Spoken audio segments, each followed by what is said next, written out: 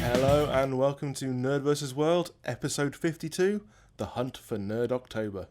I'm Brendan. I'm Spindles. And we appreciate it's been a while since you were last on, and we're sorry about that.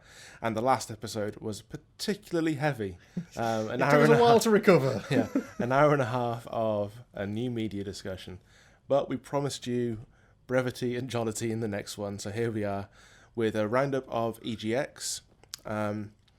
Also, our recap of the latest round of pilot season. Yeah, there's some good shows in there. And in our ongoing Mars saga, Lunatics on Mars. They found water there. So, we'll see what we think about that later on. But should we start with EGX? Because I was looking at your photos and you had a wonderful time there. I did, yeah. EGX was excellent. So, yeah, for those of you who don't know what EGX is, where have you been? It's now probably the UK's biggest gaming show. It's kind of put itself on the map now along the kind of lines of E3 and so forth for big announcements and games releases and stuff. So I went along there last weekend to the NEC in Birmingham. Wandered in and, yeah, it was just games everywhere. It was fantastic. First thing I found was the Xbox stage that was there, because the first thing that caught my eye was Lego Dimensions, which I've been dying to get my hands on, and just so happened to be the first thing I did when I got there. We have been at risk at losing you to that game for months. It's going to happen. Yeah. Having played it now, it's going to happen. I will be lost. I can't believe the franchises they've got for that thing now. They've got Back to the Future, Portal, Ghostbusters, Lord of the Rings, Doctor Who, of course. Yeah. And it's all fully interchangeable, because whereas, I got massively excited about the whole Disney Infinity thing and Marvel superheroes and Guardians and stuff, and while it's great, you can only really kind of mix and match characters in the sandbox mode, but Lego Dimensions, you have to bring in the other characters into whatever the level is you're playing in order to do stuff. That's cool. So I play tested one of the Doctor Who levels, and you start out as Capaldi's Doctor Who, but you can change to any of the others. And the bonus of changing to any of the others is you get their TARDIS as well. So you have your TARDIS along with you, and you can go in, and whichever Doctor you are, you will get their TARDIS. So I spent ages just changing Doctors and going, oh, look, the round things like the round things. More of the round things. And yeah, so playing the levels, you have to bring in Batman to use his stealth mode and sneak around and do stuff in the Doctor Who level. You have to bring in Gandalf to use his magic on stuff. You have to bring in Wildstyle because she can do the double jump to get to certain areas of it. So you have to bring in characters from all the other genres in order to complete the missions. That's cool. Which is brilliant. Yeah. And also what I really like about it is, again, unlike Disney Infinity, where you just put your characters on the pad and then forget about them, the pad actually forms part of the game. So at certain points in the game, you find these things. I think they're called Heartstones, Heartstones. I think they're called, and they're like they give you elemental powers. And so depending then where you put your character on the pad, you activate either water, fire, or electricity powers for that character, and that allows you to do specific things in the game. Because you have to thaw ice to get to a certain thing, or you've got to put out fires to get past it to another thing. And the Batman stealth mode that I was talking about, you have to keep moving Batman around the pad, and it will tell you which quadrant of the pad to put him in, otherwise you lose the stealth mode and die. So it actually becomes much more part of the game, and you use it to help you solve puzzles. Awesome. Which is really, really cool. But yeah, it's absolutely fantastic. But I've seen the adverts on TV now, and it's 80 quid for the starter pack, and then you buy characters on top of that, and I'm just going to be selling organs to fund this. Who's going to play it more, do you reckon, you or Megan? Do you know what? I think it's probably going to be a tough one to call, because I think we both will play it a lot. Probably more so than we've played Lego Batman even, because I know we've played that quite a bit, and I think she ended up getting slightly further than me, but I think this, because of the wealth of properties that it's got associated with it.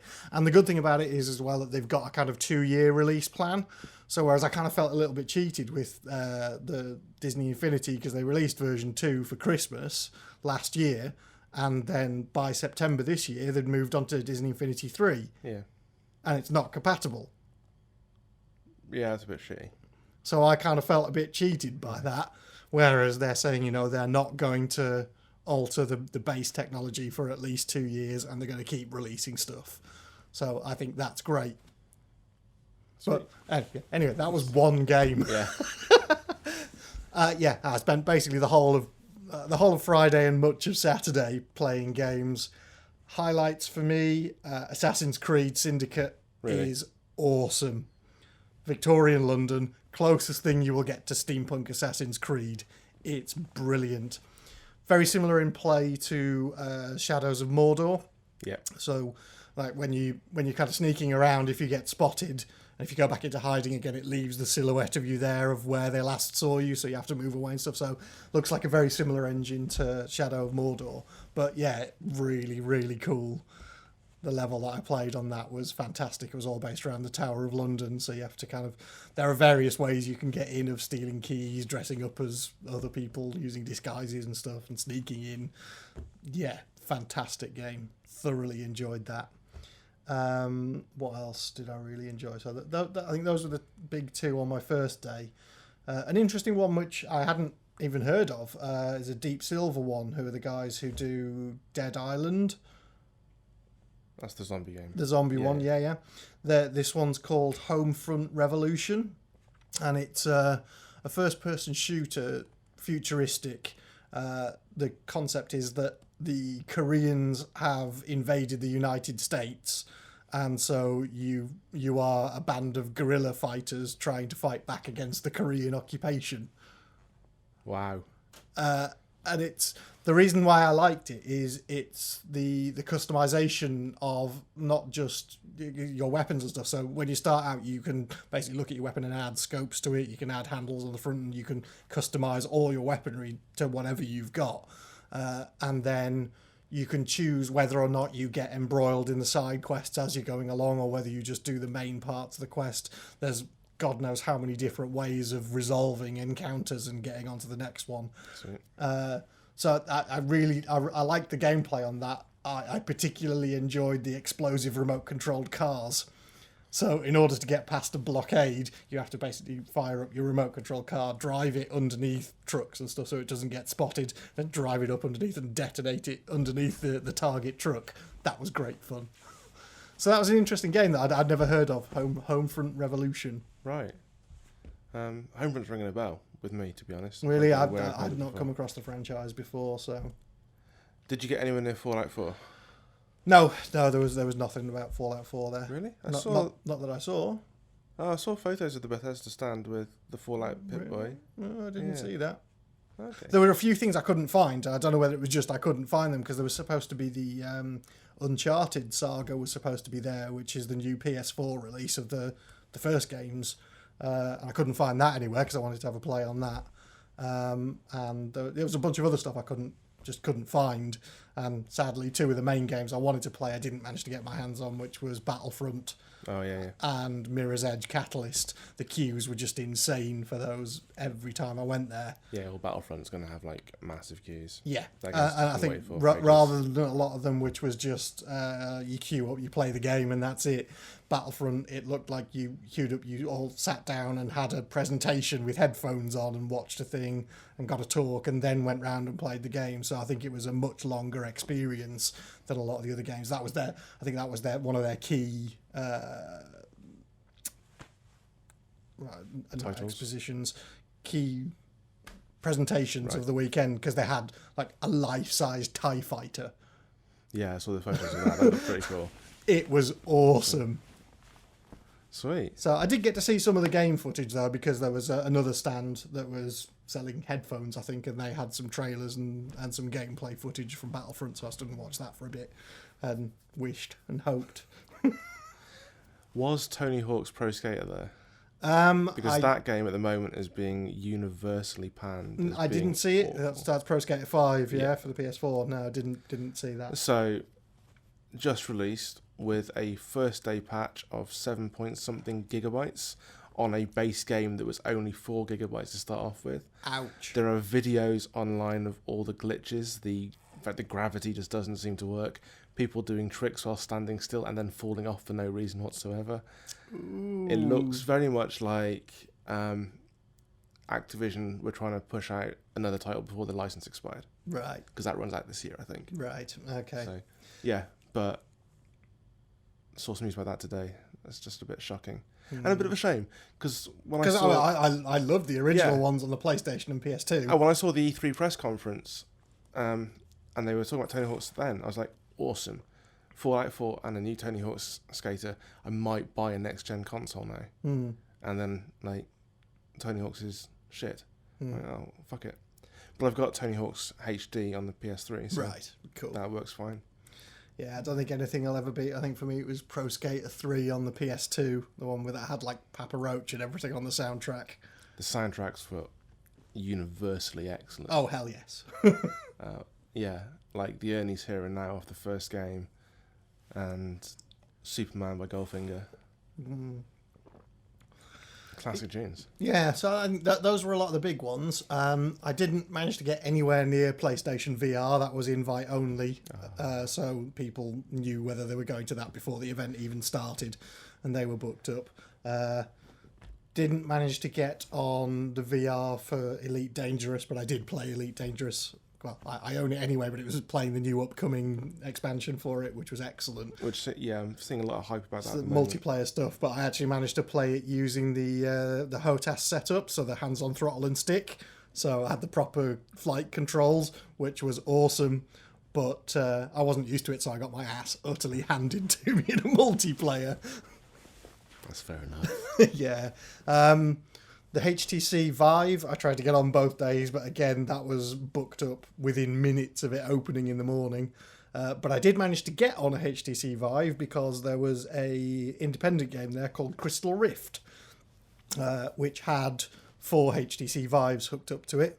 And it's essentially an inverted version of Nightmare. So with Nightmare, you put on the helmet, the person in the helmet can't see any of the computer-generated stuff, and they're guided around. Well, this, you're the only one who can see it, and it's essentially an escape the dungeon type thing with traps and pressure pads and searching for keys, and it looks like Nightmare, and you have to move around and dodge things and fight beasties, and yeah, cool. That was very, very cool. That was so I got to play that. That was proper. My first VR experience since I went on a VR biplane simulator in Glastonbury in '93. And the technology's come on a little, shall we say. Yes. There was a whole bunch of indie games there as well. The selection of indie games was stunning. And all the retro games. There were all manner of consoles there. There were people sat playing Pong on original Ataris. Cool. It was genius. But yeah, a bunch of the indie games that I got to play on. It was a company called Merge Games, who I went and had a chat with, and they kind of talked me through their catalogue and played one of their new ones, which is called Riot, which is it's a riot simulation where you get to either play the protesters or the police. The AI on it is brilliant. Because you could just wind the crowd up, or you can try and move them back, and they start chucking firebombs at you and stuff. It's quite good fun. So I had to play on that and some of their other games, and I've got a few keys for their other games to have a play on and do a review. So I'll do some write-ups of their games. But that was pretty cool. And there was a really interesting one called Iron Fish, which is a game using the Unreal 4 engine, and it's a deep sea psychological horror.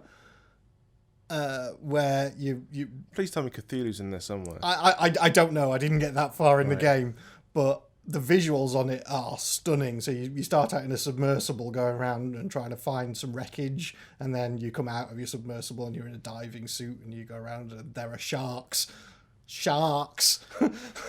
And it really is an immersive environment. And given that last year I did scuba diving for the first time, it terrified me. Right. So that's a really cool game. I think they're just working towards alpha at the moment. So hopefully I'm going to keep in touch with the guys who are developing that and try and get hold of that when it comes out properly. But that was a really good looking game. The visuals on it were stunning. Just the undersea stuff was brilliant. Massively unnerving that the suit you're in has a cracked visor. That was the thing that unnerved me the most. It's just like, okay, I just wouldn't be doing that. I'd be back in the diving bell and back up to the surface. Definitely. I think what other games? Warhammer End Times Vermintide. Played that. That was kind of cool. It's a 4-player co-op hack and slash. Sweet. In the Warhammer universe. Do we have a key for that? A giveaway? We may do. We don't have any giveaways at the moment, Okay. but we might be able to get hold of some competition and stuff on that. But we got keys for the private beta of that for this week. So the guys who do the Wonky Gamer cast have had a play of that, and they've released a preview of that today. That's out on YouTube. I've done a let's play on that one. Trying to think any others that I really enjoyed. I think that's the main ones, I think. But yeah, it was a phenomenal weekend. Just there's a lot of queuing if you want the big games. Because I think at the point when I went on the Saturday to have a look at Mirror's Edge Catalyst, the point where the queue was, it was saying 3 hours from here. I was like, no, fuck that. Not going to spend all my weekend queuing for that. You go to enough conventions for queuing. Yeah, indeed. So yeah, it was an excellent event. Thoroughly enjoyed it, and yeah, looking forward to going back and doing it again. Awesome. So, yeah, moving on from there then. Season premieres. I mean, that's going to be the big discussion. There's so much to catch up on. It's like Christmas this time. It's Christmas better than Christmas. It's so awesome. There is so much stuff this year. I started looking at the schedules. I was like, holy shit. Well, I put up a brief schedule of the shows that I was interested in seeing. Yeah. I put that up on NerdVsWorld. And then I found other shows that I want to see as well. Yeah. And I've started doing bite-sized reviews. I think a lot of the contributors to the site are picking up a particular show. Mm-hmm. I'll be doing my Agents of S.H.I.E.L.D. review will be up probably around the same time as this podcast as well, to be honest. Yep. But yeah, so where should we start? I mean... Well, should we start with new shows? Yeah, okay. So, Blind Spot. Blind Spot. Blinding. Utterly fantastic show. I think very much a kind of spiritual brother or sister show to The Blacklist on NBC. I think the pairing of those two makes NBC top notch for drama like that at the moment. It feels very similar in how they've done it, and to the point where I would love to see a crossover of both shows. I think that would be genius. And it's nice to see Jamie Alexander back on the small screen as well. Indeed, and she is absolutely phenomenal in this show. The performance she put in that first episode was stunning. Yeah. Absolutely stunning. And it's maintained through episode 2 and stuff now as she's starting to kind of get a bit more occasional memories and stuff, and trying to question who she is and how she fits into everything. So a brief synopsis then, for those who aren't aware of the show. Essentially, a duffel bag is left in the middle of Times Square with a note for the FBI on it. Inside the bag is Jamie Alexander's character, Jane Doe, for the time being, who is completely naked, apart from being covered head to toe in tattoos. Mm-hmm. One of the tattoos is the name of an FBI agent who has no recollection of ever having met her before in his life. And then, very much in the Prison Break sort of, each tattoo is a piece of a puzzle sort of way, they point in the direction of crimes and things to be solved. Mm-hmm. And the first one saw a Chinese terrorist wanting to blow up Statue of Liberty. Yep. Which I found interesting for the fact that TV shows now are starting to position China as an American enemy. So I'll be talking about cultural influence with my students in a couple of weeks' time. And when I do, these are the sort of things that I'll be telling them to be aware of when they're viewing and listening to things. And the second episode was about UAVs in the US. Yep. but it is pretty compelling. There's a noticeable difference in character between the first and second episode, for me. Weller's character, who's the head FBI. dude at the FBI, the male lead. From my point of view, it looks like the network have said yes to the pilot and then said, but soften up this character. So in the second episode, he's given more background, he's given a family. See, I thought he was actually quite caring character in the first one anyway, because I think in my review of the pilot, I felt that he very much looked genuinely concerned for Jane's character throughout the entire thing, and I think he didn't come across as a kind of hard-ass character. He came across as a very caring character. I think I missed that when I was watching it. I didn't get that impression. That's what I got. I felt that he was genuinely concerned for her a lot of the time. So, I don't know. Well, I guess it's just a point of view. Yeah, I guess we'll see how it progresses, but I'm very interested to see it. And I think, again, as I said in the review, I think my only concern is that it doesn't fall into the Prison Break trap of once the tattoos are irrelevant, then the show kind of peters out a bit. Yeah. Which is kind of what I felt happened with Prison Break quite a bit, is once they got out, and even the season after when the tattoos still had relevance, that was fine, but then as soon as the relevance of the tattoos went away, then it felt like a big part of the show had gone. Well, see, yeah, Prison Break just fell apart generally from about season 3 onwards, I think. But I think there's a danger with this show as well, because they're hanging the show's identity off the tattoos. Yeah. We'll see how it plays out. Yeah, absolutely.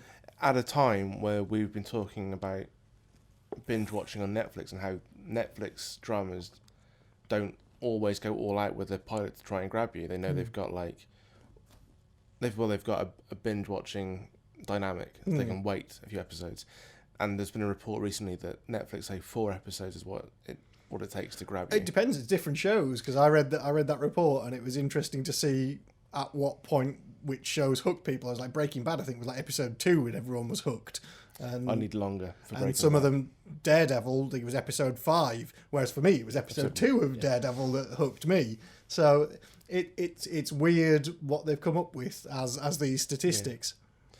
But from this pilot season, that did the job of an old-fashioned pilot. That was it set the story from the outset. Introduced the characters, it grabbed you, and it held your attention. And I thought it was great, especially considering the other new shows and how I've been rather indifferent towards those.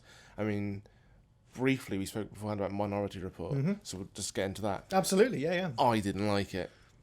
I thought it was tepid, and I thought it was boring, and I thought, even though it had distanced itself within its own chronology from the film, it still clung to ideas from the film which are no longer fascinating to us. You know, the whole interactivity with augmented reality. Back in early 2000 when the film was out and that didn't exist, that was huge. But now we have that. It's mundane. Yeah. And it's disappointing to see a sci-fi show not try and imagine something new. It's trying to separate itself from the film, but also clinging desperately to the nostalgia of fans of the film. Yeah. And I don't think it found itself. I didn't find the lead characters to be at all engaging, and I thought the Tinder reference was just like a complete miscalculation on the sort of demographic of the fans. They did exactly the same thing in episode 2. Really? Yeah. And they've taken it even a step further, that everybody has these wristbands that they touch and it tells them whether they're compatible and stuff or not. And they go, can you believe in the old days it used to be like this? You'd swipe to say whether the references to contemporary ideas as outdated in the show is irritating as fuck. Yeah, and it also goes against the entire sort of ethos of Philip K. Dick's work in this regards. So yeah, I couldn't get on with it. I haven't watched the second episode. I mean, there is so much stuff to watch. Oh God, yeah, there is. We kind of have to be a lot pickier with what we watch now, and it's just one of those shows that if I'm bored, I'll put on. Yeah, I thought it was all right. It's almost human all over again. Yeah. And sadly, I think it's on Fox. It may end up in exactly the same state as Almost Human did, because I have absolutely no faith that Fox will treat it with any kind of respect, and they'll screw over the episode order and they'll lose their audience and they'll can it. Yeah. But that's just my thing. I think for me, it's mental bubblegum sci-fi.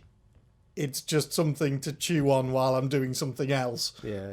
Yeah. I'll be interested to see where it goes, but they're kind of finishing each episode with the kind of, and we won't tell him what his part in all this is for now, from the other two of the precogs. Yeah. And I think they've closed both episodes out with that, and I'm just kind of like, that's just dull. Yeah, and I can't see the dynamic of the story arcs themselves working much better than they were in that pilot. You know, he doesn't get the full information because he's separated from his twin, but he still manages to get just enough. And I found it to be weak and disengaged storytelling, and yeah, it lost me. Okay. Straight off, I think. How about Limitless? I've not seen Limitless yet. So have you seen the film? Yeah, I've seen the film. Yeah. And the film was entirely different to what I was expecting, and I really enjoyed the film. I enjoyed the film. Yeah. It was better than Lucy. Yes. The TV show's actually pretty decent. Okay. And Bradley Cooper's in it. Oh, is he really? Yes. All right, cool. He is running for office. And, yeah, so it's much like the film, in sort of a down and out who is wasting his potential, is given this... the drug. And then people who he knows are connected to it suddenly start dying. Right. And he's suspected of being involved and hunted by the FBI. And then Bradley Cooper's character turns up and says, you've got one pill to clear your name. So he does. The only real difference between the characters of the film to the TV show is that he's a struggling musician rather than a struggling author. Right, okay. Aside from that, it's kind of on the money. Okay. But it seems pretty interesting. It was definitely a more fun watch than a lot of the premieres I've seen this season. And I'd stick with it a little longer. I mean, I think it's probably going to suffer from diminishing returns at a certain point. And it's another one of these FBI and special character dynamics that we've seen being done a lot. Yeah. Seeing done really well with The Blacklist, and Castle and Scorpion, and then like other shows like Minority Report not quite hitting it. Well, yeah, it's worth a watch. Okay. If you like the film, you'll probably like the TV show. Okay. Well, yeah, I have it to watch, but I will get round to it. As you say, there is so much. There's so much. Well, we mentioned a couple there. Castle. Oh, well, before we get on to returning shows, so other new ones, The Muppets. It's like 30 Rock met The Office. Like mockumentary behind the scenes of a talk show, and it's fucking awesome. It's really quite cool. It's depressing as fuck. Yeah. But it reminds me of a really old show with Seth Green called Greg the Bunny. Not seen that. In terms of its humour and its the way it takes the gloss off things. But just to see Elizabeth Banks beating up Scooter, that is a show that I could watch again just for that, to be honest. Yeah. So it's going to be good. And yeah, if they get like quality guest stars in, because that was the thing about The Muppet Show back in the 80s. It was special guest stars that they treated like shit. Yes. You know, like completely irreverently. I can remember Elton John getting eaten whilst playing Crocodile Rock. It's one of my stand-up memories from childhood. And I will always love The Muppet Show for that. And I'll always love that song for that moment. So, yeah, I was interested in a good comedy this time out because The Big Bang Theory let me down. And I watched Muppet Show, and it was very, very good. I think we watched them the other way around. I think we watched Big Bang Theory and then watched The Muppets. And I think they're both tackling very similar ideas, but The Muppets did it with humour. The Big Bang Theory, not so much. Yeah. It's just gotten nasty now. It was just mean. But I guess we'll get to that in a second. We got any other new shows? I can't think. I know that there are other new shows that I haven't watched yet. I've not watched Heroes Reborn. I have. Heroes Reborn I know it's technically not a new show, but it is. Yeah, it's okay.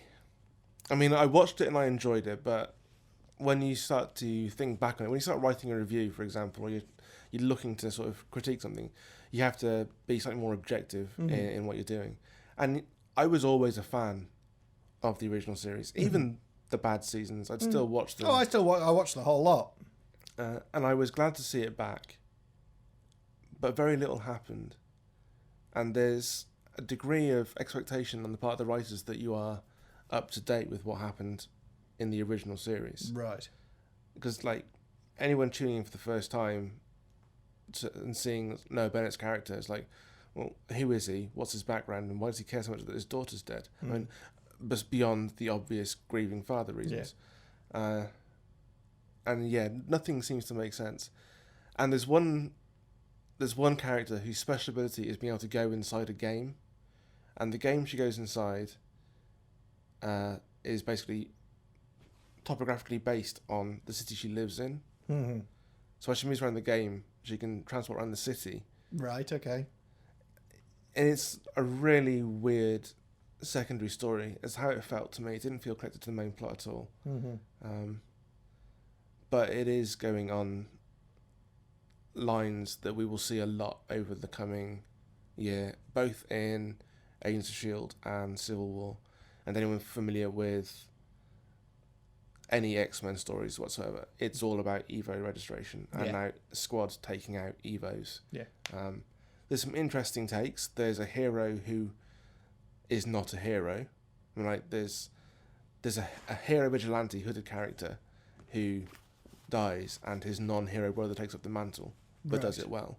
So he's not a super, not an Evo, but he's still a hero. So I guess they're exploring that idea a little more, maybe. And there's some crossover from the original series. I mean, Molly Walker makes an appearance, the Evo who could find any special anywhere. And there's other things at play. Nothing's really been sort of explicitly put out there yet. There's obviously something coming, which, you know, they can't stop.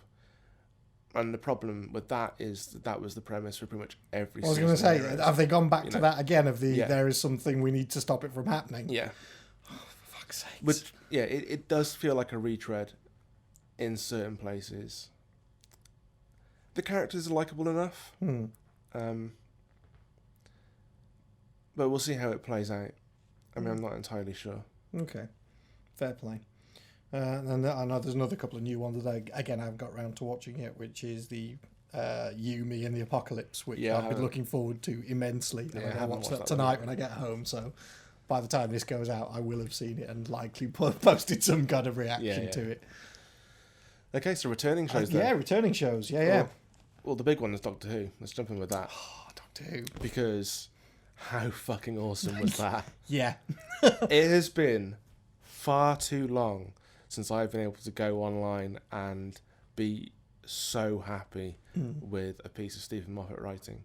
I mean, the 50th was good, but I mean, I'm talking like just normal episodes. Capaldi was on fine form, but it was Missy. Yeah. Missy has made this show. Yeah. She has now she has overtaken Strax in my favourite character. She's utterly genius this season. Just the mix of genius, insanity, malevolence. Yeah, it's that turn on a carefree brilliance. Yeah, it's just the way she can turn on a sixpence with being friendly to menacing, and the way she played Clara in the second half of this two-parter was great. But just her interaction with Clara in general was pretty good, and that's made the Clara character much more accessible. Yeah. Yeah, I think it was interesting to see how Clara reacted being a sidekick to a very, very different Time Lord. Yeah. And that was a really, really good dynamic. The whole pointy stick thing had me in bits. And I just want to say that we called it, that it was Scarrow in the trailer. Yes, I've got to say, Because SFX magazine, they called it as Gallifrey in their trailer breakdown all those months ago. We're like, no, it's obviously Scarrow. Yeah. And it was a big gambit to make that your opening episode and your opening reveal. But it made the Daleks scary again. It did, yeah. And I just loved putting all the different eras of Daleks together in one place. Yeah. Brilliant. And utterly brilliant. The Davros interaction was exceptional. I mean, there has never been a bad scene between Davros and the Doctor. No, and that was stunning. The interplay between the two characters in that was absolutely brilliant. I think if I have any fault with that episode at all, and it's the second part, it is the whole jeeping and being double jeeped at the end. With Capaldi being like, yeah, but I knew what you were doing all along, I was doing it for this reason. It should have been like, no, just let Davros have this moment. Because that just makes the Daleks even scarier. Yeah. If you go, okay, the Doctor had to be saved. And, I mean, yeah, I'm sure people would have issues with Doctor having to be saved and showing weakness, but actually, this is his all-time nemesis. Yeah. You know, at some point, Davros is going to get the upper hand. Because it means, like, the rest of the season then is, like, the Doctor living with the uncertainty in his own abilities because he's been outdone by Davros. But having him just be like Bill and Ted, I mean, we've said this a lot, at least I have, certainly, about Moffat's approach to timey-wiminess. Yeah. There's a lot of Bill and Ted in there. Yeah. And, like, because he's the Doctor, he just can. It's like, Davros was convincing. Yeah. And when Capaldi took hold of the wires, and it was Colony Star, and the pain on Capaldi's face, the acting was exceptional. I was just like, shit. He's met his match this one time. Yeah, it was great. And I think I even referenced the Bill and Ted thing in my review of it, that when he, at the end, that's essentially us seeing Bill and Ted go back and leave the keys behind the sign. Yeah. But aside from that, I think the only issue I had with it was the whole Dalek vocabulary. Oh, and recharging by saying exterminate. Yeah, that I found irritating because it's the creature saying things. I don't understand why the armour would stop the creature saying things. It just that just smacked of something ridiculous to me. Well, that was just put in there so that the Mercy reveal would have some kind of, you know, countenance, I guess. But I didn't like that either. I didn't like him going back in time and planting Mercy in Davros's head. I thought that was a wibble. So there were issues with it, and I think I raised another couple of issues, like the whole teleporting out at the moment of being blasted by the Daleks and stuff. It's just, really. But again, I think you could have called that as being how they escaped anyway. Yeah, I can forgive a lot of that because of the interplay that followed, and a lot. So I think I've kind of brushed a load of stuff from that episode that I didn't like under the carpet because the acting was so good and the script was so good. Yeah, it really was. But the second episode was probably a little more flawed than the first. I'm tempted to go out on a limb and say the first episode was perfect. The first half, in my eyes, just for the tension and the feel of it, I would say 10 out of 10. Again, I had problems with the plot hole of it, of once the Doctor had gone off with Colony Sarf, that the other guy who was there supposedly to have the axe battle turned out to be a Dalek. So yeah, it was a little weird. If he was a Dalek and he'd been with the Doctor all along, then why was Colony Sarf wandering around the universe looking for him when they knew where he was? Yeah, that was a bit bizarre. Which was just like, okay. That's kind of even more bizarre if you've seen the prequel episode.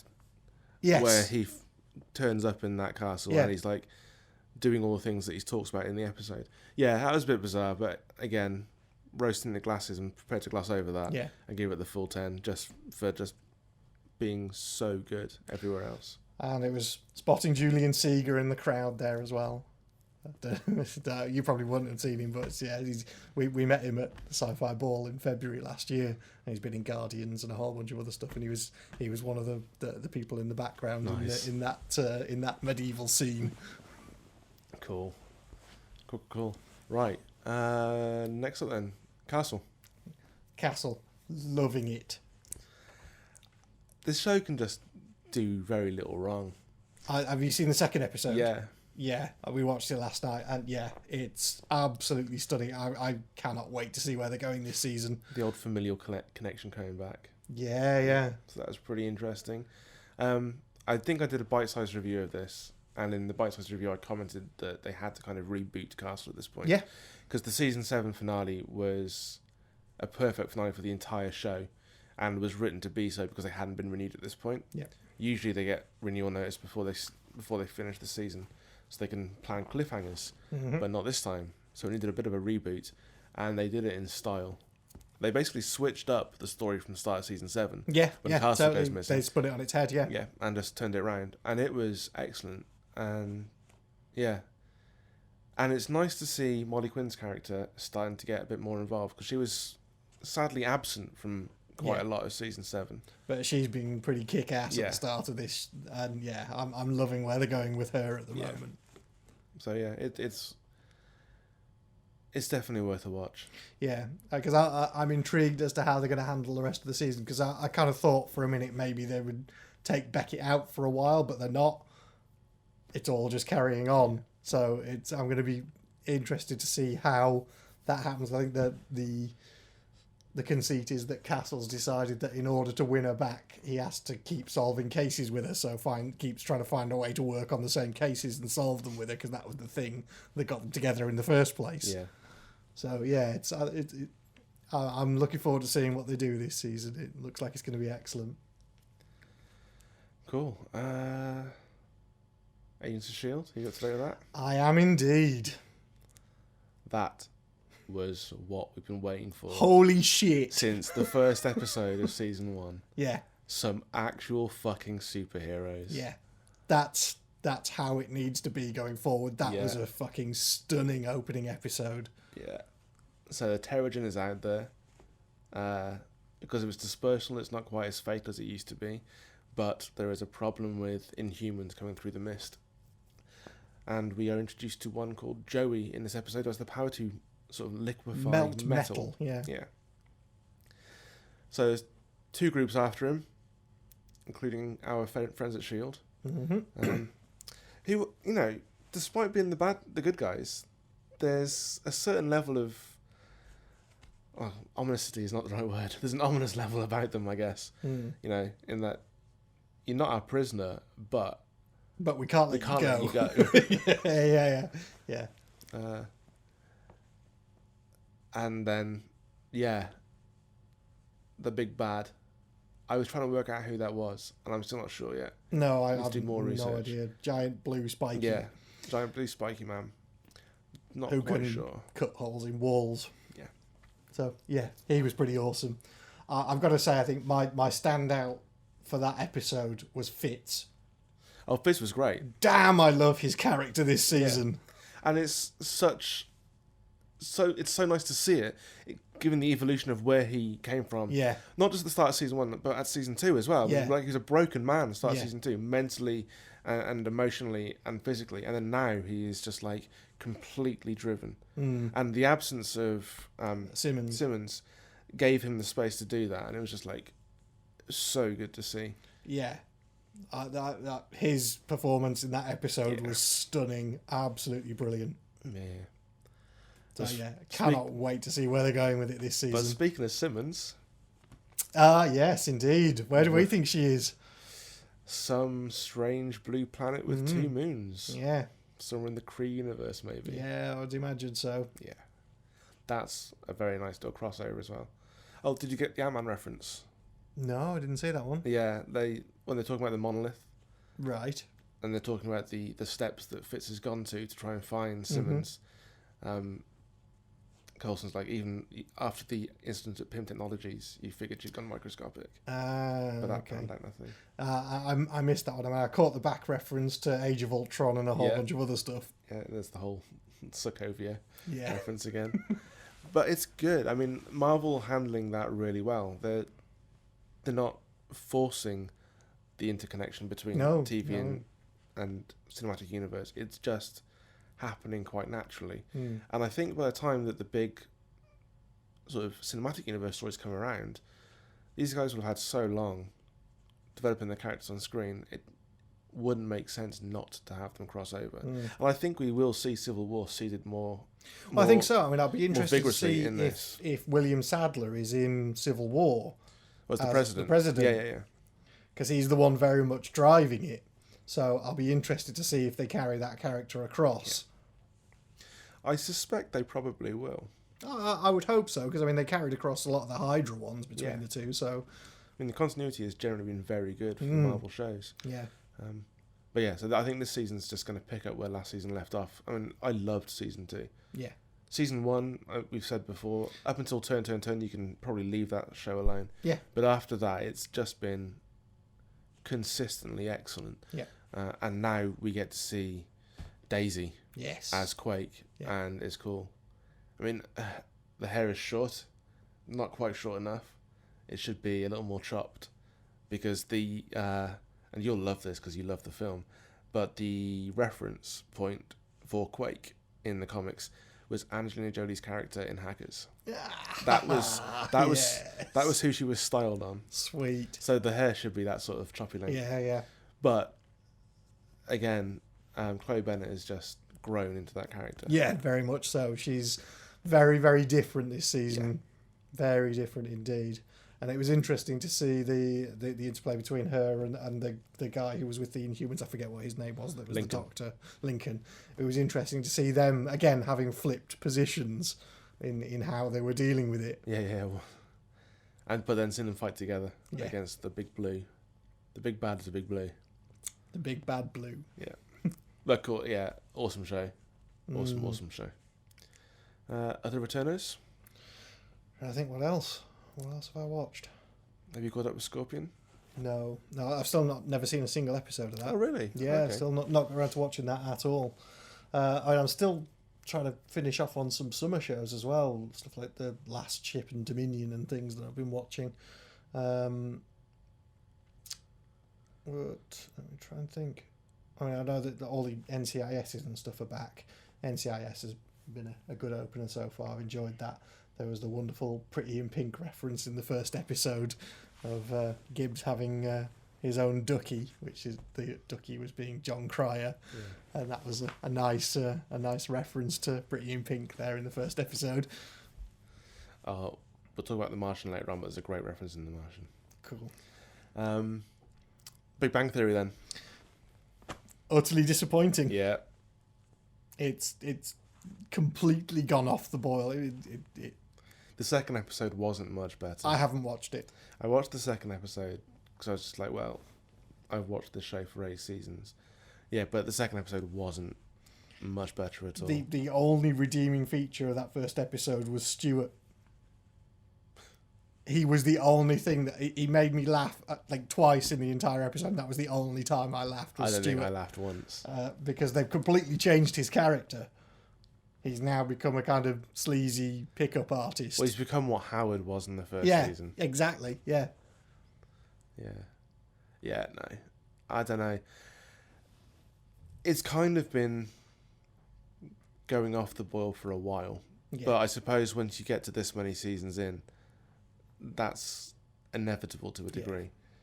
But I didn't think I'd see a shift to them being quite so just outwardly mean. I mean, I get that Sheldon's an awkward character. I understand that. And I understand that he's playing an already socially awkward character, dealing with a brand new situation. And so there's going to be some sort of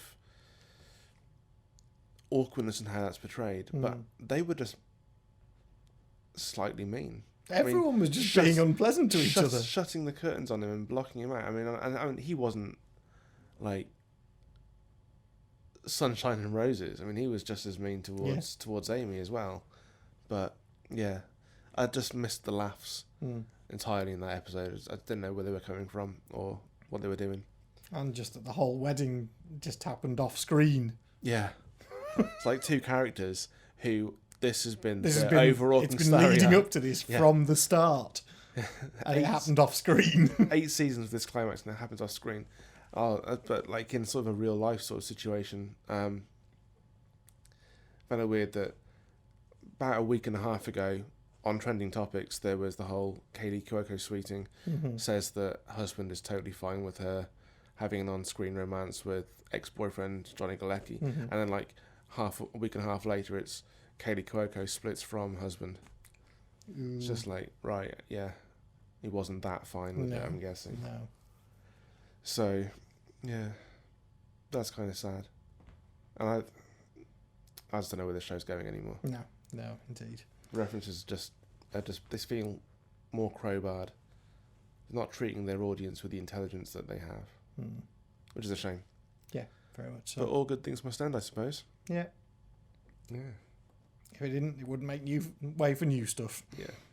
But we've got the Muppets to look forward to. Yes. And that show looks like it'll be great. Awesome. Cool. I think that about brings us to the end of that one for now. I'm sure we've missed a ton of shows. And there's a ton that haven't started yet. I mean, The Flash hasn't come back. Arrow hasn't come back. Yeah. Walking Dead's still a way off yet. That's the other. Yeah, Fear the Walking Dead. Yeah. I still haven't watched past episode 1. I've seen up to episode 5, and I have a student who's pushing me to watch it. Yeah, I'm still not wholly convinced on it at all. I dislike the majority of the main characters. And that's a problem. Yeah, when you're rooting for their survival, that's kind of an issue. Yeah.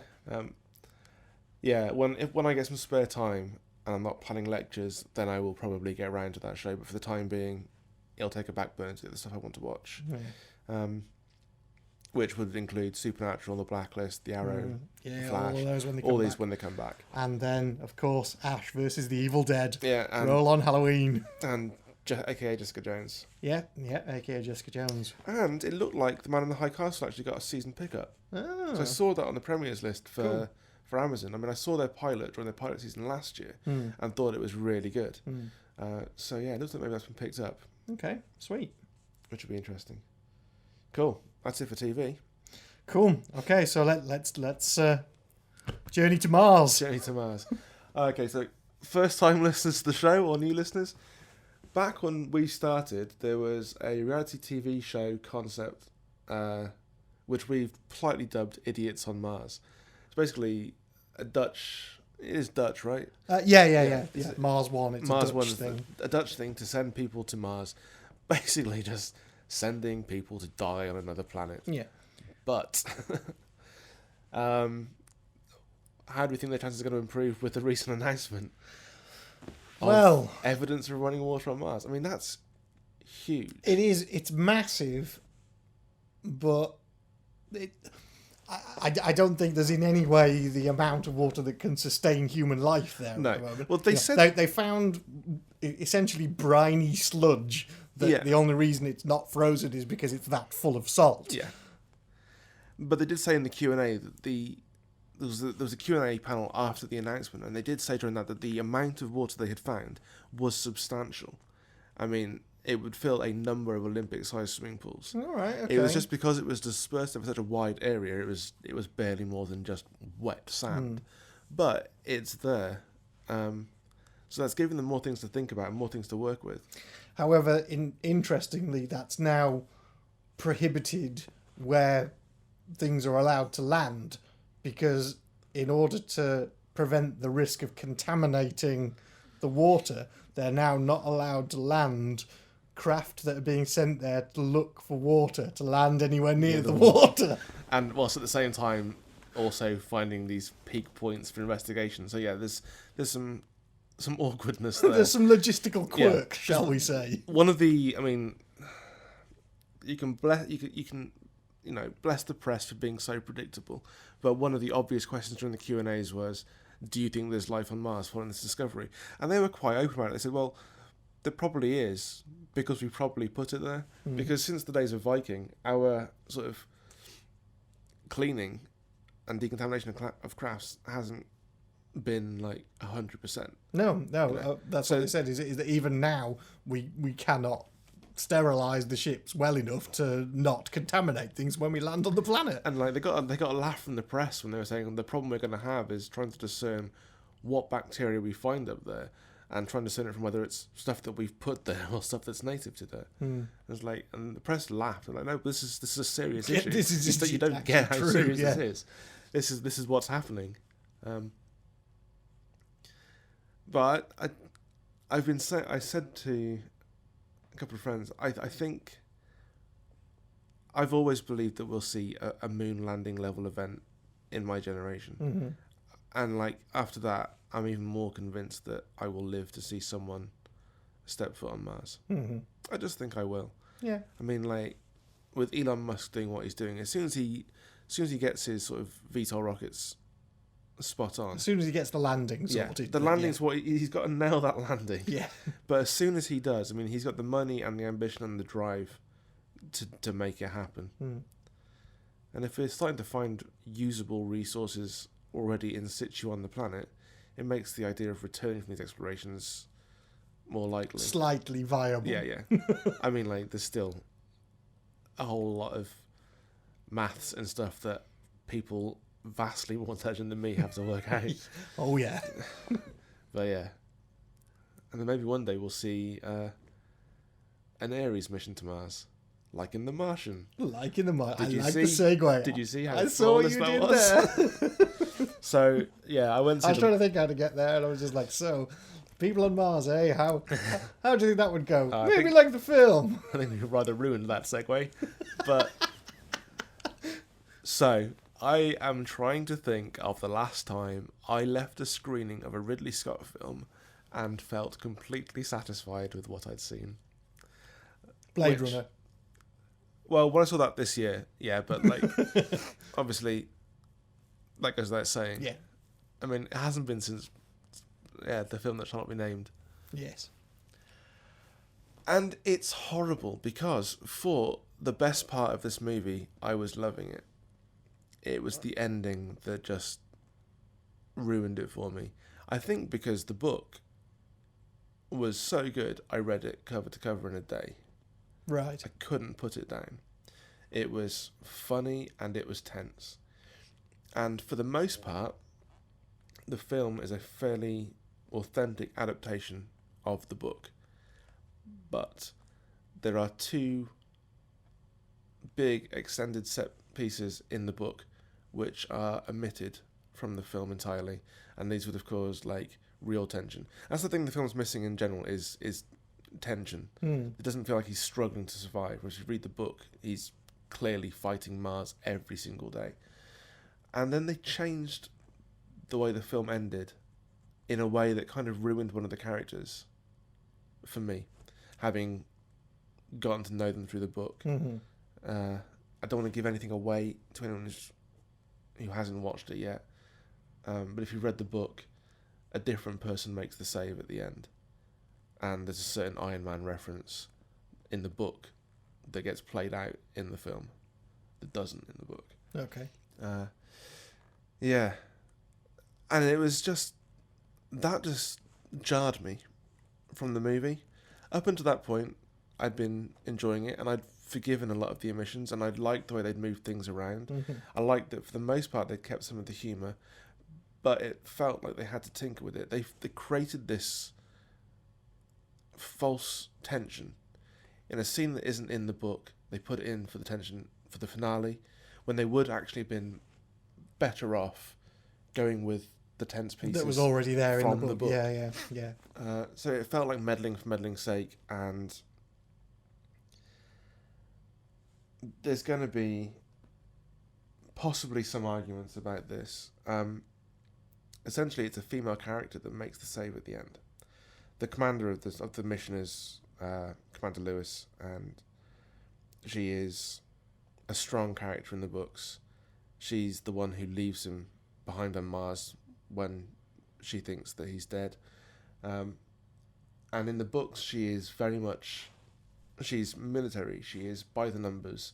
And when someone in the books proposes that he will do what she does in the film, she shoots him down.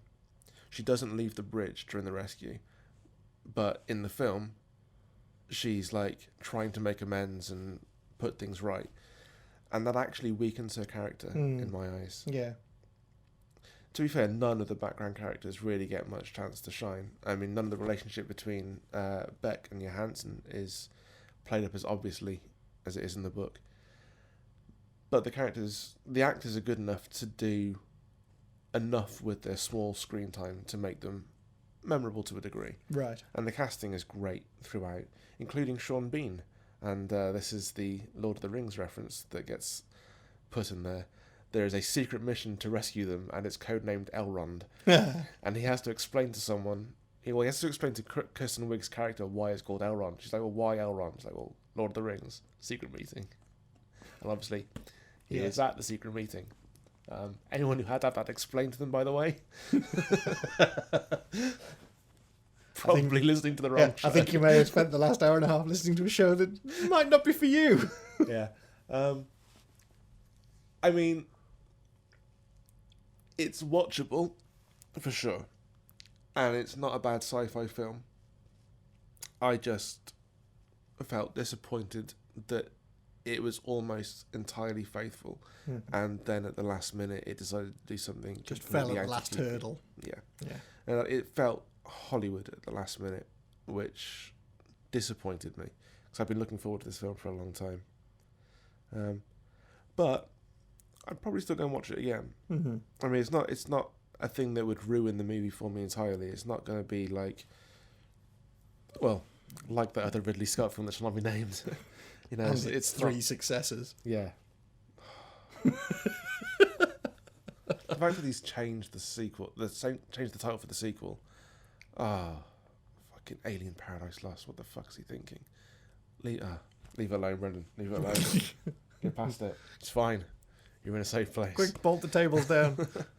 Yeah. Worth a watch for sci-fi fans for sure, because the sci-fi is very good. Cool. But purists may be a bit disappointed. Fair enough. Well, I will still go and see it. Yeah. Cool.